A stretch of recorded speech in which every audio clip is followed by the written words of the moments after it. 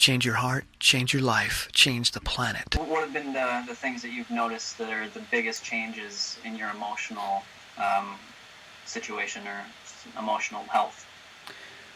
Well, what I've learned is that not only do we have different organs in our brains, but different people have physically different brains. And that's, again, hard for people to swallow because people want to measure themselves and nobody wants to feel left out in the measurement. Our culture loves to compare. It's a very competitive culture, and that's unfortunate because there are different types of people and they have different strengths and different weaknesses. My brain is set up genetically to be incredibly sensitive. Now, that's a term that is generally seen as negative in our masculine, dominant action film culture where men are men and they conquer the world, and if we yell and beat people up, then good things will happen. Right. I don't have that brain. That's essentially the brain of a sociopath, which is a physically different brain. That's one end of the spectrum, people that feel nothing. The other end of the spectrum is someone with a brain like mine that feels everything very deeply, very sensitively. So that's been a real challenge for me as a man throughout my life in this culture, because I react very strongly to a lot of different stimuli. And I'm an introvert. So when you combine that high sensitivity, high awareness, high absorption with introversion, you've got a recipe for depression. And whereas extroversion and low sensitivity, not bad, just different type of person, depression is not nearly as common. It's quite rare, actually, because things don't sink in as deeply and they don't have that deeper effect. Most of it just stays on the surface. And again, that's no judgment. It's a different kind of brain. And there's great advantages to that kind of brain. There's also great disadvantages, and likewise. So what I've learned about myself is that I have a genetically sensitive, introverted brain. And you can look at children. They call this temperament, by the way, in psychology. There are different temperaments, and you're born with it. You're born with a certain temperament. You're born as an introvert or an extrovert. You're born highly sensitive or sociopathic or somewhere in the middle. Nothing you can do about that. You just have to learn to work with it. So the type of brain I have is really problematic in our culture and is seen as inferior.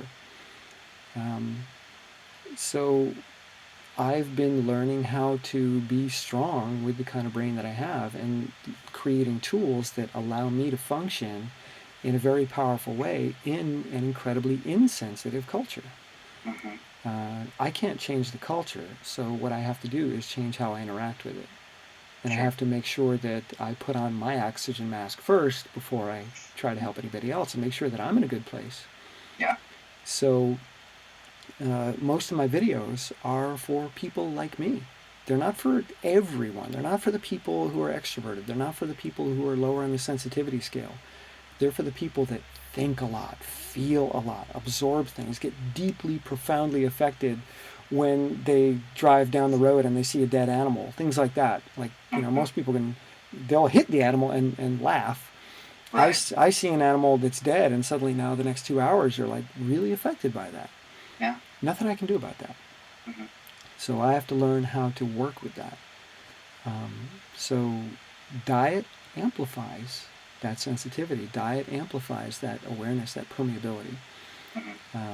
So I'm learning tools, and a lot of it is informed by Buddhist psychology. I'm not a Buddhist, but there's some great tools there. There's some really, really powerful methods for understanding oneself. And when you combine that with modern psychology and neuroscience, you can really build this profound, compassionate, and yet strong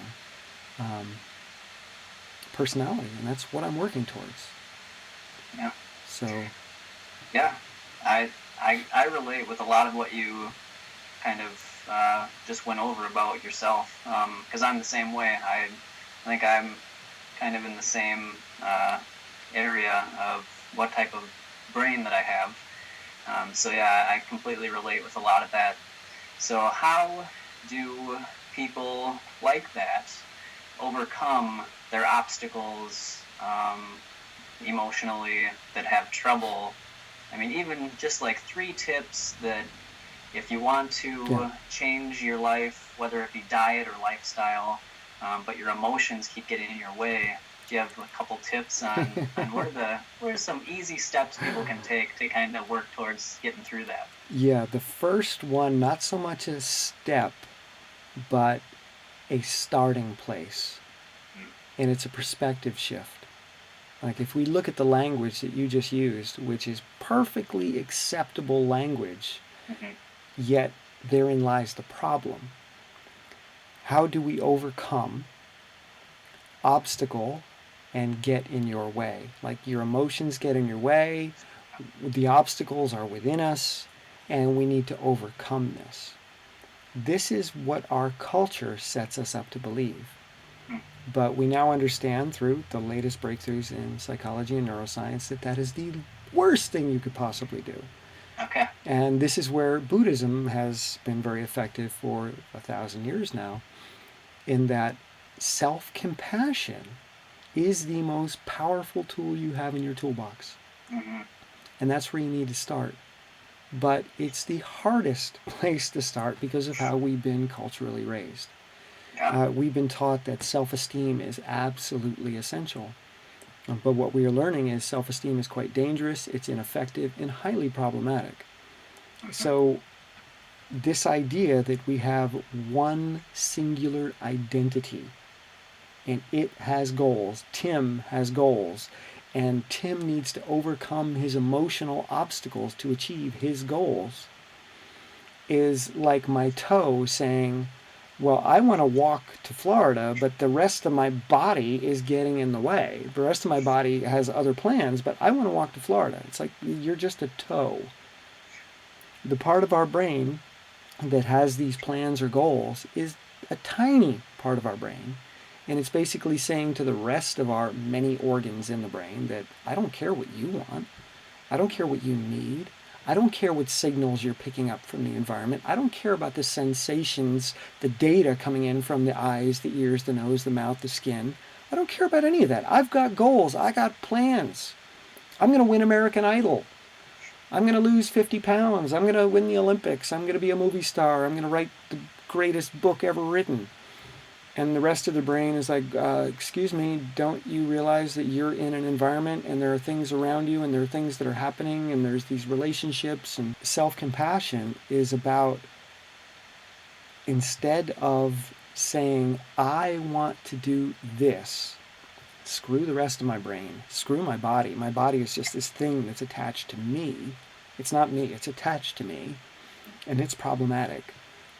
Instead of seeing it like that, self-compassion is about using this super powerful human brain up here, the prefrontal cortex, to look at the rest of your brain and the feelings and the sensations that it creates and your body and say, okay, I'm here to protect you. I'm here to look out for you. I'm here to translate the messages that you're getting from the world around you and from your own physical experience, and to create really, really powerful actions, behaviors, and trajectories based on that. So rather than trying to leave you behind, overcome you, and get away from you so I can do what I want, I become the parent that raises you into this really wonderful experience of being alive. So I call this the loving parent. That's my most powerful tool, is to see the feelings, the so-called obstacles, the so-called problematic emotions, to see them as my children, and to be loving with them, and to be nurturing with them, and to raise them in a way where they can utilize their strengths powerfully rather than become what I think they should become. So we can't tell our kids who to be. All we can do is facilitate them to become who they want to be. Same thing in our brain. I can't tell my brainstem what to do, but I can help it do something really powerful the best way that it can do. And same with my limbic system, the amygdala, the fight or flight center. I can't change the fact that it's a fight or flight center. It's always going to be that. So how can I nurture it so it's a less reactive fight or flight center and allows me to have more positive experiences instead of constant negative, vigilant experiences? How can I nurture it so that it feels safe? And you don't do that by shaming it. You don't do that by saying, I've got to overcome these emotions. You're doing it by saying, oh, sweetie, what's up? You're scared. What's going on? What's got you scared right now? And taking care of it, holding its hand, figuratively. And saying, okay, I got a family in here. I got little primitive kids in my head in addition to this adult. And the adult has to take care of the kids back there. I can't yell at them. Can't leave them behind. They're part of the journey. I can only move or grow at the rate of my slowest or weakest link in the brain. So my growth always has to reflect the speed of the slowest grower. Just like training. Lungs and heart, they build fast. Muscles build pretty fast. Bone and connective tissue build really, really slowly. So I can go out there, as I did in the beginning of my project, and I can start running 8 to 10 miles a day out of nowhere. My muscles are growing, my lungs are growing, my heart is growing. I'm just like, yeah, I can conquer the world. Within a month, my connective tissue and my bones are like, excuse me, stress fractures, torn ligaments, tendon tears, tendinosis, tendinitis. What are you doing? So you can only physically progress at the rate that your slowest growing body part can go. So you have to move at that rate.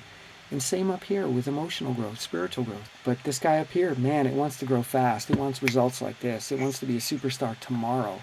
I want to be enlightened in 30 days. And I just bought the $495 webinar to help me become enlightened in 30 days. It's like, what? The only thing that got lighter was your pocket. Right. You just wasted a bunch of money. So again, long answer, but step one, self-compassion. I like it. Move at the speed of the slowest part of your brain. But wait a minute, I want to change now. Right? You can change now, but this much. This much. Celebrate this much change. Because if you do this much change every day, in 30 days you've got this much change. In 365 days you've got this much change. That's a lot of change. Right. Yeah. And it's permanent now because the slowest part of your brain was going along for the ride and not fighting against you. Running is more than just fitness for me, and it's more than racing. It's a way that I express myself, and it's a way that I engage with the world and with myself. Running allows me to achieve certain states of being and certain states of awareness that I don't get anywhere else. To me, it's like a really, really deep meditation.